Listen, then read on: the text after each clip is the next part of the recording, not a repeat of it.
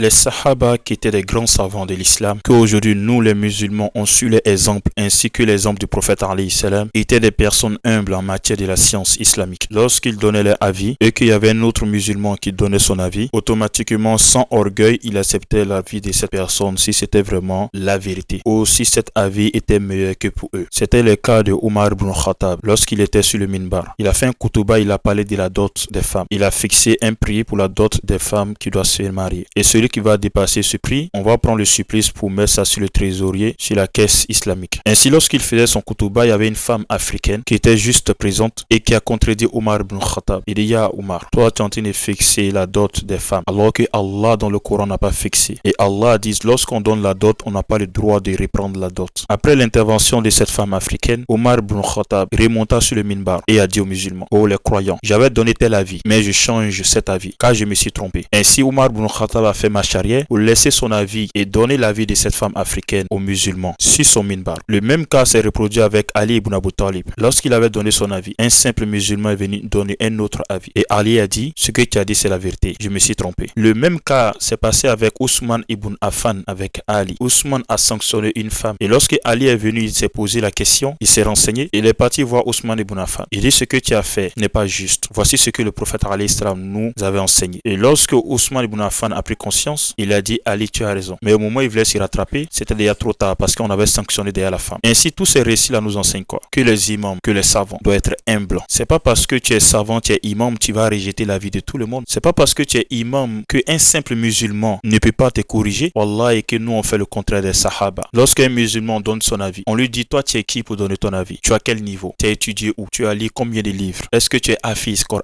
Non, on n'a pas le droit de faire cela. Parce que la vérité peut sortir dans la bouche de n'importe qui. Et Allah peut faire sortir la vérité même dans la bouche d'un enfant. Lorsque Allah choisit une personne, il ne regarde pas sa compétence, il ne regarde pas son niveau social, il ne regarde pas si la personne est riche. Allah choisit qui il veut pour dire la vérité. Ainsi, au lieu de regarder le rang social, la compétence de cette personne, nous devons regarder obligatoirement ce que la personne a dit. Si c'est vrai, on accepte. Si c'est faux, on refuse. Mais ne disons pas non, telle personne c'est un égaré, il est de telle secte, il est comme cela, il est comme ceci. Non, c'est pas comme cela l'islam va évoluer. L'islam est une religion de dialogue, d'échange. Regarde Allah. Allah, il a échangé avec le diable, malgré que Allah connaît déjà l'avis du diable, malgré que Allah connaît ce que le diable va dire. Mais Allah ne s'est pas empêché d'échanger avec le diable. Notre religion est une religion de dialogue, de liberté d'expression. C'est pas parce que je dis le contraire de ce que toi tu dis que moi je suis sur le faux et toi sur le vrai. Ou c'est pas parce que je dis le contraire de ce que toi tu dis que moi je suis égaré. Ou peut-être toi tu es égaré. Non. L'islam a atteint un autre niveau de compréhension de dialogue. Ainsi, écoutons-nous et regardons les paroles et commencez à peser ces paroles. Qui dit vrai, qui dit faux? Arrêtons le fanatisme.